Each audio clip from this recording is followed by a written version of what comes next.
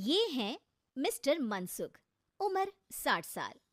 वैसे तो इनकी उम्र है राम नाम जपने की, पर मनसुख दिन रात अलग अलग लड़कियों का नाम जपते रहते हैं। अरे लड़की, सुन तो, तेरा नंबर क्या है? अंकल, अभी तो आपका नंबर है, अर्थी बुक कर लो अपने लिए।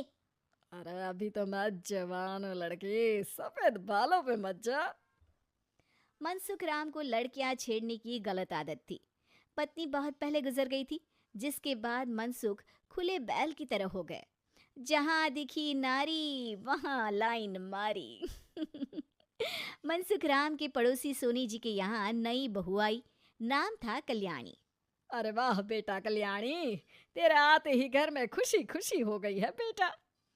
अरे माँ जी, जलेबी खाओ, बात मत करो, बोलने से खुशी को नजर ना लग जाए। जैसे मोहल्ले की हर लड़की पे मनसुख की नजर थी, वो कल्याणी को भी बुरी नजर से देखता है। एक दिन कल्याणी छत पे मिर्ची सुखाने जाती है। दूसरे छत पे खड़ा मनसुख गाना गाने लगता है। उफ उफ मिर्ची, हाय हाय मिर्ची, देखे तो तुझे लग जाए मिर्ची।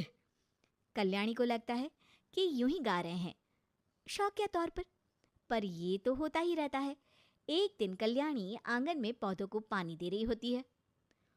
फूल हूँ गुलाब का, चमेली का न समझना, आशिक हूँ मैं आपका, सहेली का न समझना।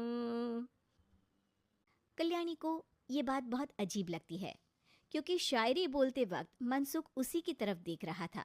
वो अंदर जाती है और अपनी सास को कहती है, ये जो हमारे पड़ोसी हैं। अरे दूर रहना उससे। हाँ, दूरी रहूंगी, पर ये थोड़े अजीब नहीं है? अरे अजीब, आवारा, ठरकी, पता नहीं क्या क्या आदमी है वो। हर लड़की पर नजर डालता है वो। उसकी उम्र की वजह से कोई उसे कहता नहीं। बाकी उसे आसपास रखना भी नहीं चाहिए। अरे पर ऐसे थोड़ी ना चलेगा, एफआईआर करवा देनी चाहिए। हवालात में हवा और लात खाएंगी तो समझ जाएंगे। अरे यही तो दिक्कत है ना समाज की। जिसके साथ दिक्कत होती है उसको भी समाज गुनहगार समझता है। लड़की अगर बोल दे कि फलाने ने मुझे छेड़ा है, तो कुछ लोग तो ये कहने लगते हैं कि लड़की की भी रजामंदी होगी ही। ये तो है, पर कुछ तो करना ही पड़ेगा। नहीं बेटा, कुछ मत कर। जबरदस्ती हम किसी से लड़ेंगे नहीं। हमारा परिवार इज्जतदार परिवार है। कीचड़ में जाएंगे तो हम भी तो गंदे हो जाएंगे ना। लेकिन सासू माँ, कीचड़ में जाए बिना गंदगी कैसे साफ होगी? अरे बेटा, मैं तो यही कहूंगी कि तू नई बहू है। अपना रुतबा बना बाकी औरतों में। अपनी समझदारी से, अपने काम से इन चक्करों में मत पड़ बेटा। बहू सास की बात ना चाहते हुए भी मान लेती है। और कई ऐसे मौके आते हैं जब मनसुख बहू पर उल्टे कमेंट्स करता है। जैसे एक दिन जब बहू छत पर सफाई कर रही होती है तो मनसुख छत पे आकर गाना गाने लगता है। तेरा ध्यान किधर है, तेरा हीरो इधर है, तेरा हीरो इधर है। मेरा ध्यान तो आपकी हरकतों पे ही है, थोड़ा आप भी ध्यान दो कि क्या कर रहे हो आप। अरे बहुत तीखी हो और मुझे मिर्ची पसंद भी है। अरे वाह। बुढ़ाओ कहीं के। बहू वापस अपने कमरे में नीचे चली जाती है। वो किसी को बताती नहीं है कि आज मनसुख ने उसे क्या कहा, ताकि घर में टेंशन ना हो। एक दिन बहू घर के बाहर रोड पर ठेले वाले से सब्जी खरीदने जाती है। भैया, प्याज के भाव कम करो ना, बिना प्याज काटे ही रुला दोगे वरना।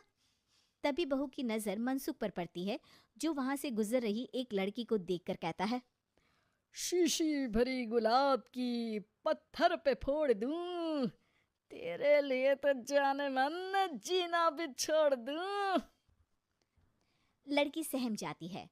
उसकी उम्र शायद 18-19 साल की रही होगी। बहू ने जब ये देखा कि मनसुख ने इतनी छोटी उम्र की लड़की को तंग किया है, तो वो घर में जाके अपने पति से कहती है, तुम्हारा पड़ोसी मनसुख। अरे बहुत नीच आदमी है। अरे कुछ करते क्यों नहीं उसका? अरे मैं क्या करूं? पड़ोस में गंदगी है, हटानी तो पड़ेगी ना। मेरा साथ दोगे? दूंगा, लेकिन करना क्या है? हम फंसेंगे तो नहीं ना? डरो मत, अच्छे काम करने से डरना नहीं चाहिए। उस दिन कल्याणी अच्छे से तैयार होती है और मनसुख के घर जाती है। अरे वाह, आज तो घर में चांद उतर आया है। आपकी शायरी, आपके गाने मुझे यहाँ खींच लाए। शाम को मेरे पति और सास घर पर नहीं रहेंगे। आप मेरे घर आ सकते हैं चाय पीने। अरे जरूर जरूर, मुझे पता था तुम समझदार हो, पर इतनी जल्द मुझे पसंद करने लगोगी ये नहीं सोचा था। चाय पे इंतजार रहेगा। मनसुख शाम को कल्याणी के घर चला जाता है। आप बेडरूम में बैठिए, वहाँ चाय पियेंगे। अरे वाह बेडरूम में चाय मनसुख हंसता हुआ बेडरूम में जाता है और वहाँ का नज़ारा देख के घबरा जाता है। वहाँ पर मोहल्ले की वो सारी लड़कियाँ खड़ी हैं जिनको आज तक मनसुख ने छेड़ा था। कल्याणी भी बेडरूम में जाके दरवाज़ा अंदर से बंद कर लेती है। अब बेडरूम से सिर्फ डम डम डिशुम डिशुम की आवाज़ आती है और बीच बीच में मनसुख की चीखें भी सुनाई देती हैं। अरे माफ कर दो बिटिया, अरे नहीं नहीं नहीं, अरे डंडे से नहीं, अरे अरे लग जाएगी, अरे आई।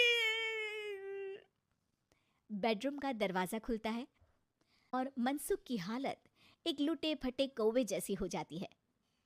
किए की सज़ा तो मिलनी ही थी आपको, लेकिन आपकी और आपसे ज़्यादा हमारी इज्जत का भी ख्याल रखना था। इसलिए इस बार शांति से धर धर के धरना किया हमने आपकी। अगर ज़रूरत पड़ी तो बाहर जुलूस भी निकाल सकते हैं। आप ऐसी गलती नहीं करूँगा, मुझे माफ कर दो। बहू मनसुख को बाहर छोड़ने जाती है। मनसुख अपने घर की तरफ बढ़ता है। वैसे आपको चाय कैसी लगी? मनसुख अपने दुखते गाल पे हाथ रख के कहता है।